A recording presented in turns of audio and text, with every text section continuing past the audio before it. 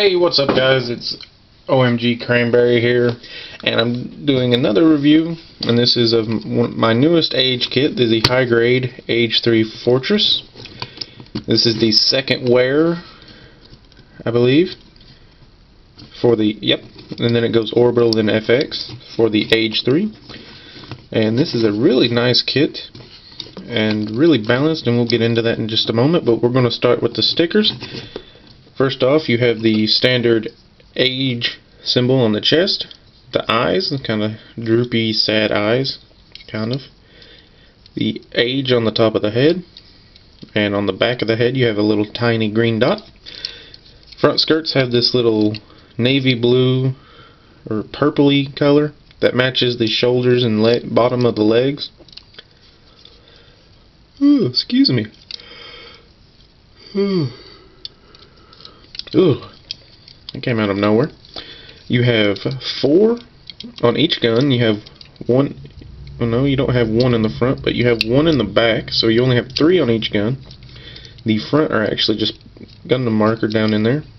You have these 2 on the side, 1 on each side. That it's a black strip with 2 little silver stripes. And there's that 1 in the back. If you can see it at all, which I doubt you can. There it is, showing up. And you have the 4 on the bottom of the feet for what I'm going to call the floaters, which allows him to glide across the ground. Standard stickers for the core fighter, the 2 on the end here, and the 2 on the other side, which I'm unable to get to. I just want to leave this on. You have the 2 white ones on the sides here, and the inside is done with silver Sharpie, but that is a clear green. So there's that. Starting with articulation, the little core fighter wiggles back and forth.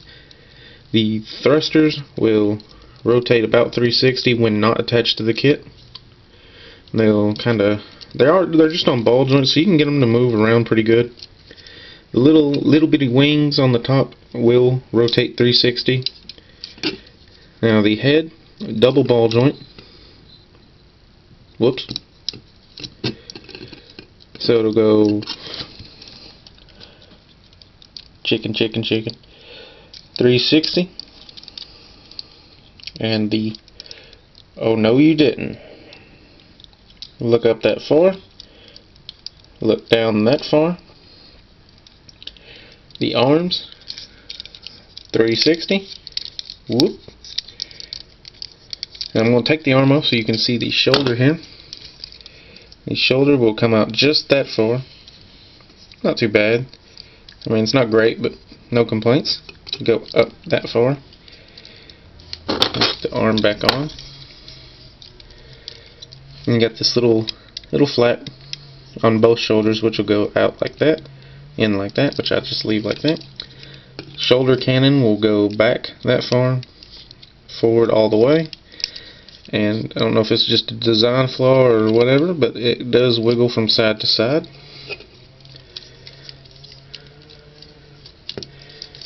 Now, full 360 below the shoulder. Move this little piece out of the way. You can get the arm up to come that high. The head has come off again. Stop that. Nope. You can get the arm up that high, and the waist just... Don't like the waist joints in these things. Oh, excuse me. Now for the elbow, you get a 90-degree bend there, but wait, there's more. You can get a full 180 out of the elbow, which is pretty impressive considering the overall bulk of this kit. The hands are just on ball joints. This gun does not move unless you take it off completely. Even then, it's still just one piece. So the waist will go that far to each side, so not a whole lot, but enough. You can probably go 360 with the waist. Yeah, you can, but I'm not going to. Pointless to show a 360 when they never do in the animes. Now these front skirts come molded as one piece, but like most newer high grades, you can snip the middle piece off and just leave the ball joints. and you can get it up, son of a steak. You can get it up about that high before it falls off. The little stubby side skirts will go 360 all the way around, and they will fold up all the way. Back skirts don't do much, they just kind of wiggle up and down. Got some nice little gray parts for detail in there. You have the T-joint hips. I'm not going to bother pulling that out, I don't want to. But what I mean is they're on a poly cap on the inside, so you can take the whole thing and just wiggle, wiggle, wiggle. You can get the legs to do full splits. Well, mostly full splits before things start popping out, doing things that they shouldn't.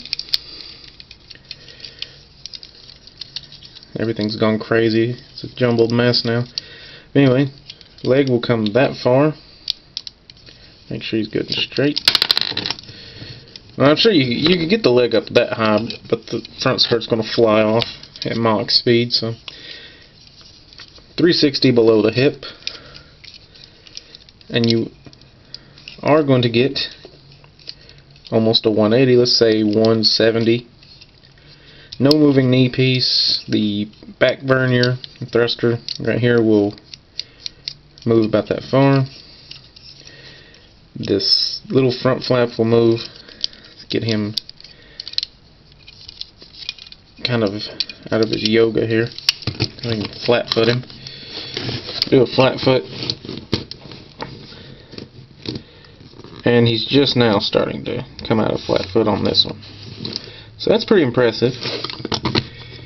Now as for the feet's articulation themselves, you can see this is kind of their neutral position. And from there you can get it to go that far forward. And then you can kind of bend it a little more, but this piece will not move, so the toes will bend. They do bend all the way for the transformation into the G-Scepter. Move this back, you can get the ankle to come back that far, or the foot, and side to side, and wiggle around, just wherever you want it to go. Gotta pop your ankle. Now I'm not going to transform it into the G-Scepter because it's just stupid.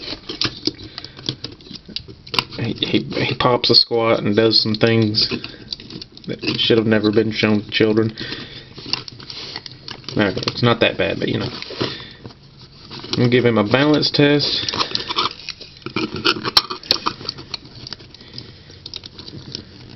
Knees are kind of loose. Get him in the right way. Voila. Stands up pretty nicely. And I mean, for the overall bulk of this kit, he's really well balanced. Really designed well. Pardon my bad grammar. You know, with a few exceptions of the waist, that bottom ball joint, and the head being able to fly off.